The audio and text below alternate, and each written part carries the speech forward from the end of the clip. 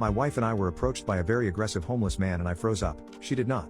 My wife and I, both in our 40s, were walking in the city recently and came across a homeless man who mumbled something at us. Got increasingly angry as we tried to ignore him. We did acknowledge him by smiling and nodding quickly but not engaging. He then followed us for a few blocks. Eventually we had to stop at a crosswalk and he just looked at me and said he was gonna kick my f***ing arse and shoved me.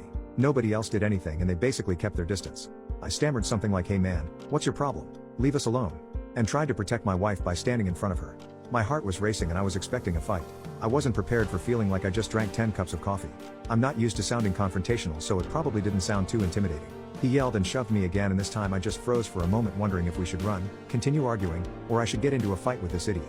My wife just stepped forward, looked right at him and told him to back off in a louder and more forceful voice than I'd ever heard, even when our kids acted up.